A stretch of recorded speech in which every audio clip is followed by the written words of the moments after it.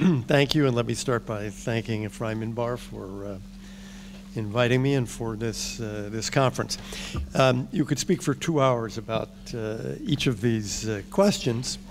I think I should make just one comment to begin with about cultural differences that remain among Jews. All of the, if you will, Anglo-Saxons, all the American Jews are wearing ties, and all the Israeli Jews are not, all day. It's very striking. First question, is there a crisis in relations that goes deeper than just Obama? My answer to that question is no. I think there is a crisis, and it will continue for the next almost 2 years. I cannot see what event would vastly improve relations while the Obama administration remains in place. But the fundamentals, and here we get to the demographic issue that Jonathan asked about, the fundamentals are still there. We've seen lots of data. We've seen lots of numbers today, which I think suggest that basically among Democrats, the level of support is remaining where it was, and the level of support among Republicans is rising or has risen a lot. So I don't see the demographic changes that are taking place as having such a terrible impact yet. I would point out, for example, that we talk about the very fast growth of the Hispanic population in the United States. One of the interesting aspects of that is the number or percentage of Hispanics who are leaving the Catholic Church and becoming evangelical Protestants. And when they do that, the likelihood of their becoming more supportive of Israel increases, as it does for all evangelicals. I also think that the fundamental meaning of Israel for Americans, and particularly American Christians, remains very deep. I don't know if Professor Mead is going to talk about that. I have with me some quotations from him. If you don't have them in your head, I'll hand you the piece of paper.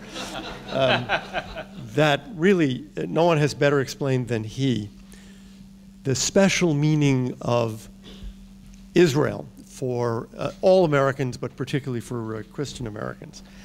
Has Obama moved the needle? I think I would say that we do not have so much a partisan problem in the United States with respect to Israel as we have an ideological problem. And it's the same one, in a sense, that you see in Europe. Support among Democrats has not fallen, but support on the left is falling all over the world. And I think here is where Obama moves the needle.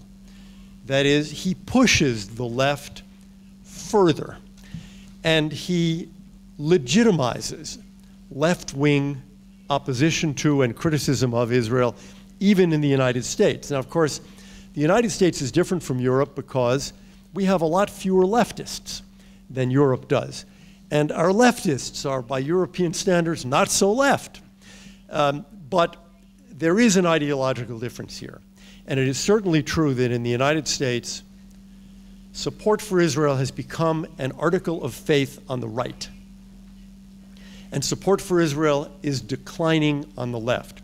If you ask someone today in a place where there are very few Jews, so it's not politically relevant, Idaho, Nebraska, what does it mean to be a conservative Republican?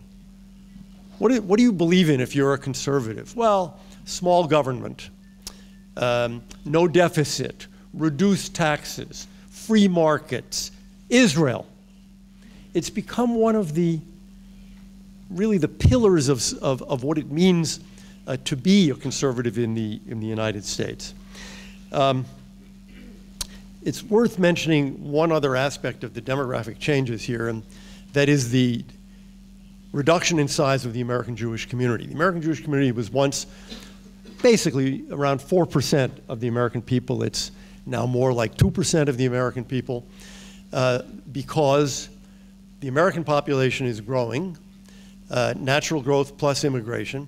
The Jewish population is not, because the birth rate is quite low, and there's a lot of assimilation.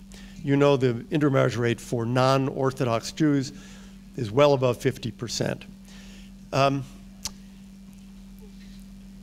When people start to leave the Jewish community, whether they do it because of intermarriage or because they simply have lost their faith, whatever the reason is, their support for Israel diminishes.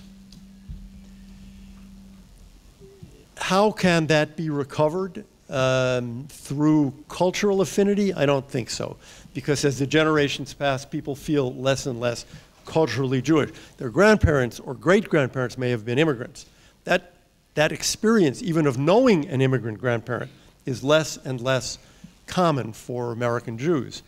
The Holocaust, again, less and less of an impact as the survivors disappear and the Second World War retreats in history. What about relationship to Israel? Birthright. You know, I think that's important, but I think we have to invert it. I think we're reaching the point where the feeling of Jewish peoplehood on the part of American Jews has not become something so valuable for Israel. It's that Israel has become valuable for American Jews. Israel is now a factor in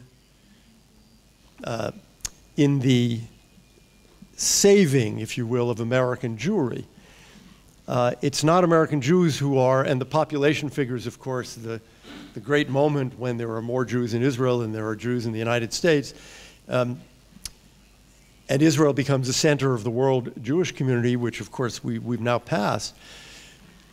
Who is helping whom is the question I'm raising, and I think the day when the American Jewish population was helping Israel is giving way to the point where people send their children on birthright in an effort to keep them, retain within them a sense, or build within them a sense of Jewish peoplehood to help sustain the American Jewish community. What can Israel do? I don't want to talk too long.